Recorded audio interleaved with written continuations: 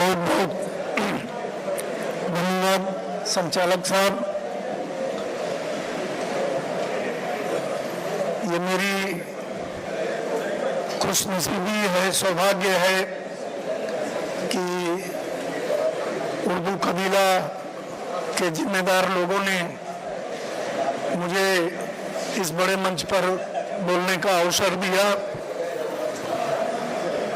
आज की इस सभा के सदर मौलाना आदरणीय मौलाना जफर हसन नदवी साहब अजहरी साहब जैसे शख्सियत के साथ, जैसे व्यक्तित्व के साथ बैठ करके मुझे काफ़ी गर्व महसूस हो रहा है। हमारे हुज़ैफा साहब, मुफ्ती साहब, इनके साथ भी मैंने कई मंच पर काम किए और सबसे सौभाग्य की बात है कि भिवंडी में हिंदू मुस्लिम एकता, राष्ट्रीय एकात्मता को बढ़ाने के लिए जिन दो व्यक्तियों का मैंने नाम लिया, इन्होंने बहुत काम किया और इनके साथ मंच पर मुझे भी काम करने का कई बार मौका मिला। और आज के जो हमारे मुख्य व्यक्तित्व हैं, पत्रकार हैं, हमारे अच्छे दोस्त हैं अख्तर काजमी साहब, आदरणीय मंच संचालक,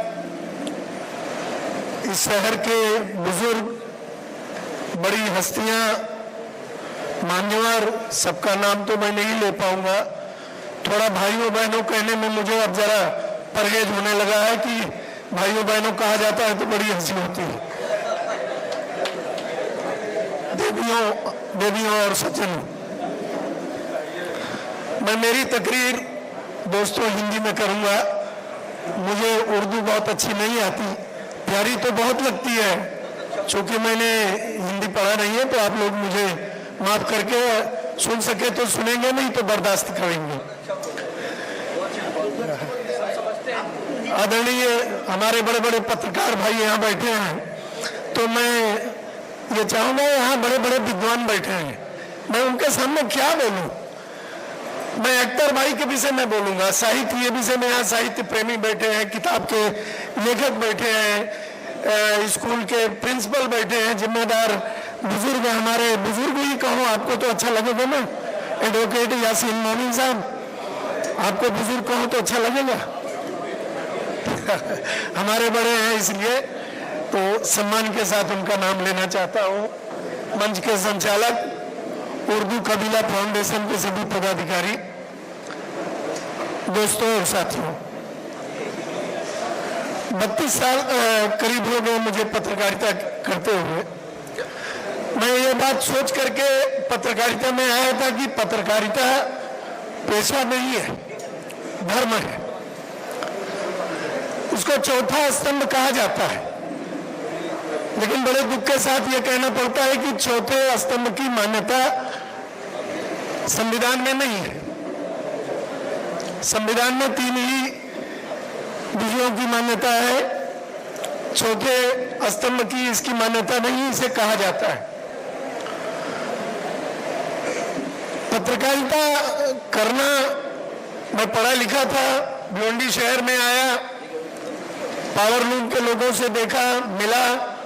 जब मैं हॉस्टल में रहता था तो वहाँ का नियम था कि आप नीचे जाओ तो जूता पहन करके जाओ, हवाई चप्पल पहन कर नहीं जा सकते। जूता पहनो तो मोजा होना जरूरी है। दाढ़ी बड़ी ज़्यादा नहीं होनी चाहिए, या तो दाढ़ी पूरी रखो और नहीं तो दाढ़ी रोज बनाओ।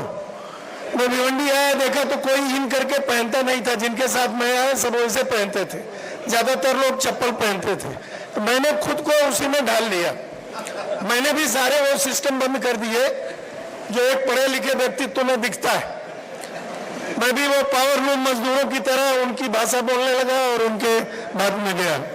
मैं आपसे कहूँ, मुझे शर्म नहीं है, आप लोग बहुत बड़े हैं, कि मेरी स्पेलिंग भी खराब हो गई, इंग्लिश का ज्ञान भी खत्म हो गया। वही भाषा बोलना, अरे तुरे की तरह की बात, कारीगरों के बीच में रहना, लेकिन वो भी एक बड़ा कटु अनुभव था। मैं पढ़ा लिखा था तो मैंने सोचा कि अपने समाज की बात, दुख दर्द कहाँ कहा जाए, तो मुझे सूझा कि पत्रकारिता एक ऐसा माध्यम है जिसमें हम अपनी बात शासन प्रशासन तक कह करके पहुंचा सकते हैं। इसलिए मैंने शौकिया पत्रकारिता शुरू किया, और शुरू किया तो लोगों ने बड़ी टिप्पणी की कि दूसरों से लिखवाते हैं, इनको कुछ आता नहीं है, ऐसे है वैसे है, दुनिया भर की बातें मेरे विषय में कही गई। लेकिन मैं जानता हूं कि ज्ञान जो है वो दबाए दबता नहीं है। ज्ञान अगर आपके अंदर है और मौका आपको मिला, मंच आपको मिला, तो उस ज्ञान को आप सिद्ध कर सकते हैं। मैंने किसी की बात सुनी नहीं, मैं अपने काम में लगा रहा। उसी दरमियान मेरी अख्तर भाई से मुलाकात हुई। आज बड़े सौभाग्य की बात है कि अख्तर भाई के, काजमी के व्यक्तित्व और पत्रकारिता पर एक पुस्तक का विमोचन भी हो रहा है, और उसमें कुछ कहने का अवसर भी मिला। पहले उर्दू पत्रकारिता का नाम लेते ही अख्तर काजमी ही आते सामने, दूसरा कोई नाम आता नहीं था। अख्तर काजमी उर्दू पत्रकारिता के एक भिवंडी के मील के पत्थर है। जनाब भाइयों, इन्होंने बड़े दुख झेले हैं। हो सकता है अपने भाषण में अपने गम न कह सकें। मैं छोटी सी बात कहूंगा, बहुत ज्यादा बात नहीं कहूंगा आप लोगों के सामने। चूंकि मुझे मौका दिया गया है तो मैं एक पत्रकार होने के नाते मैं उनकी थोड़ी सी बातें जरूर रखूंगा। जब एक संस्था के विषय में इन्होंने सही सही बातें लिख दी तो 15-20 लोग इनके घर पर चढ़ गए मारने के लिए। सही बात लिखा इन्होंने। फिर हम लोग को मालूम हुआ तो हम लोग वहां पहुंचे, डीसीपी साहब को फोन किया, पुलिस बुलवाई गई, किसी तरह से इनको बचाया गया।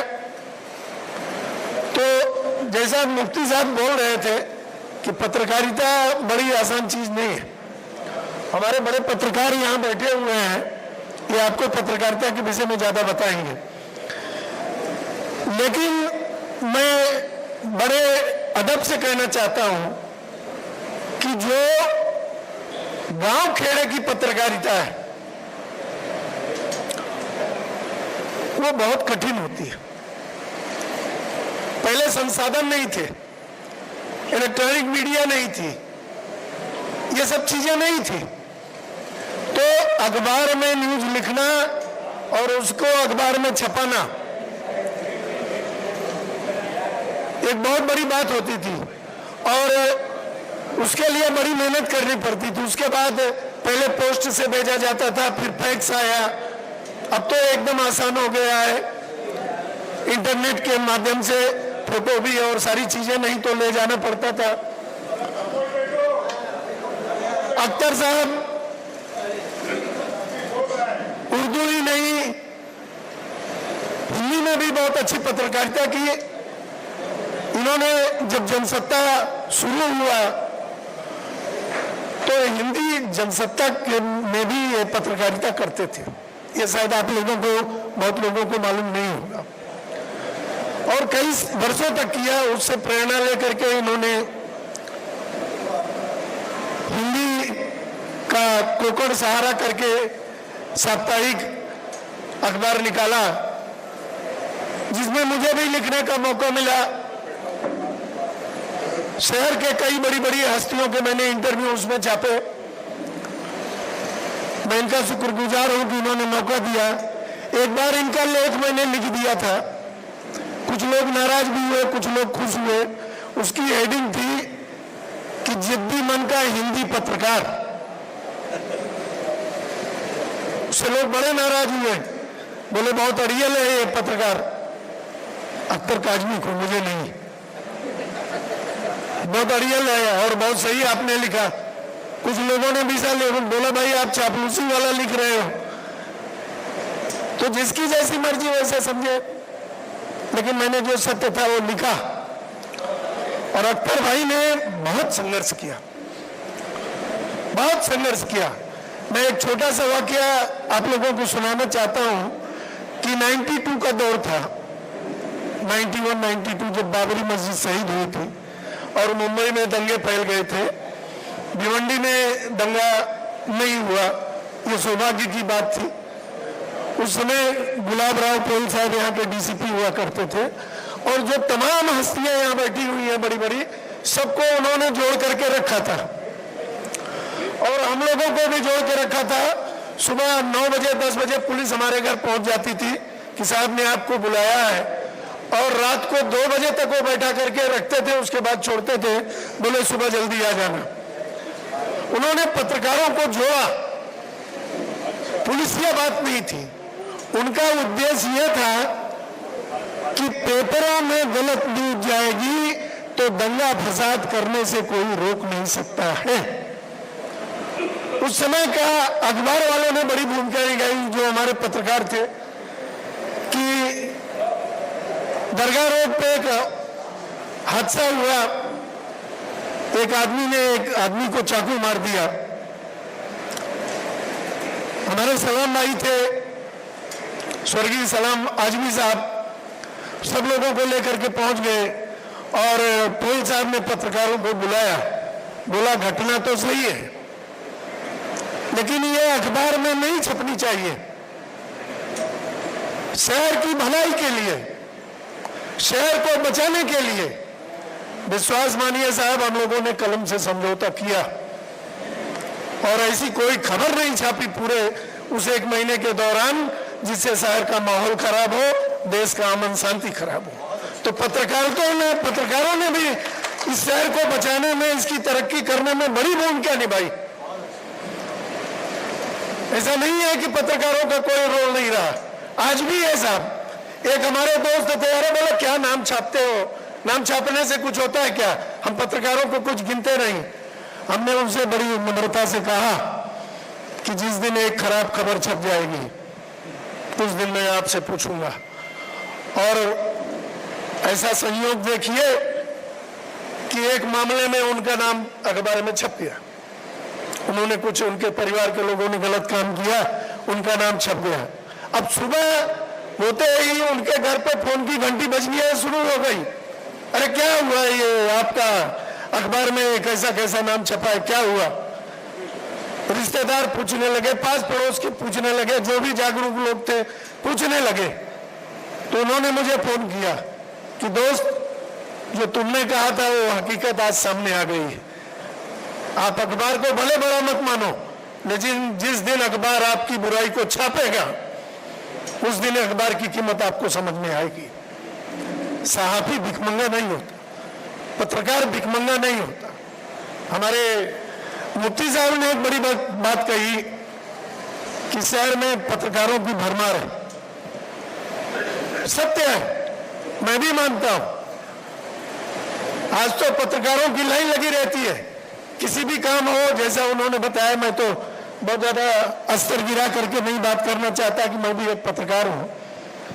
एक छोटी सी कहानी कह करके पत्रकारों के विषय में मैं मेरी बात बंद करूंगा। ये सब बातें इसलिए बता रहा हूं कि ये कभी इस तरह का मंच मिलता नहीं, और सत्य कहने की हिम्मत चाहिए, लिखने की हिम्मत तो चाहिए ही, मंच से कहने की भी हिम्मत चाहिए। और मौलाना साहब जैसे, अजहरी साहब जैसे व्यक्ति तो हमारे अगर सामने बैठे हों, और आप लोग जैसे हमारे सामने इस शहर के जिम्मेदार लोग बैठे हों, तो बात कहना मुझे लाजमी होता है।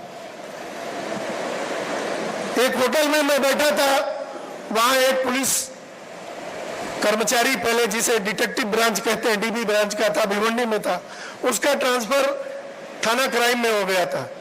लेकिन वो 2 नंबर के धंधा करने वालों से वसूली करने भिवंडी आता था, उसके धंधे का पैसा बना हुआ था। वो मेरे साथ होटल में बैठा था, मैं, दोनों आदमी बात कर रहे थे। तो बार बार वो आकर के आदमी इशारा कर रहा था और वो बार बार उसको इग्नोर कर रहा था, टाल रहा था। उसने कहा कि साहब मैं 2 मिनट में होके आता हूँ। तो मैंने कहा कि हाँ जाइए, होके आइए, कोई बात नहीं। गया वहाँ, जो भी उसका लेन देन रहा हो, मुझे माफ करिए, मैं किसी की बुराई नहीं करना चाहता। लेन देन किया, आया, उसको लेके आया, बोला इनको पहचानते हो? बोले नहीं। अरे बोले बहुत बड़े पत्रकार हैं, पुलिस कमेटी के मेंबर हैं, बहुत मंच पर भाषण देते हैं। बोले नहीं नहीं, ये काहे के पत्रकार?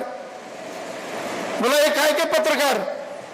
उसने मेरी पूरी पत्रकारिता पर पानी फेर दिया। उसने कहा हमारे अड्डे पर तो आज तक कभी ये दिखाई ही नहीं पड़े, ये काहे के पत्रकार? तो जहां पत्रकारिता का ये मानदंड हो, वहां मैं कहने का ये गर्व रखता हूं, सीना रखता हूं, 56 इंची नहीं, मर्द का सीना रखता हूं, एक सच्चे नागरिक का सीना रखता हूं कि पत्रकारिता की दुनिया में 45 साल अपना जीवन खपाने वाला ये अख्तर काजमी पत्रकार, भिवंडी की पत्रकारिता में मील का पत्थर, माइलस्टोन। और ऐसे लोगों की समाज में जरूरत है। और भले ये आज अपने ढलान पर है, लेकिन जो सूर्य ढलता है वो निकलता भी है। इनका ज्ञान कहीं जाएगा नहीं। जैसा कि हमारे मुफ्ती साहब ने कहा कि धन्य है इनकी धर्मपत्नी, इनकी वाइफ, जिन्होंने किताबें लिखी। वो प्रोत्साहन निश्चित ही अख्तर काजमी से मिला। और आज के जमाने में औरतों को आगे बढ़ाने का काम हर व्यक्ति को करना चाहिए। शिक्षा के क्षेत्र में, हर क्षेत्र में ये एक उदाहरण ये भी इनके सामने मौजूद है। मैं तो बहुत छोटा सा पत्रकार हूं, मेरी कोई हैसियत नहीं समाज में बड़ी बात कहने की, लेकिन मंच मिला और अख्तर भाई जैसे दोस्त के विषय में 2 लफ्ज कहूं, ये मुझे सौभाग्य प्राप्त हुआ। आप जैसे बड़े लोग हमारे सामने उपस्थित हैं, आपके बीच में मेरी बात रखने का मौका मिला और ऐसा बड़ा मंच मिला। मैं भीड़ का कि कितनी भीड़ है इस बात का नहीं करना चाहता। मुझे वोट नहीं चाहिए, मैं नेता नहीं हूं, मुझे वोट नहीं चाहिए। मैंने चुनाव न लड़ने का फैसला भिवंडी आने से पहले कर लिया था कि मुझे कोई चुनाव नहीं लड़ना। लेकिन अपनी बात कहने का सबसे सच्चा माध्यम जो है आज भी पत्रकारिता है। पहले एक जमाना था कि कुछ लिख दिया जाता था तो जो नगर पालिका के चीफ ऑफिसर होते थे, जो नगराध्यक्ष होते थे, वो बुलाते थे, बोलते कौन सी मेरी गलती हो गई।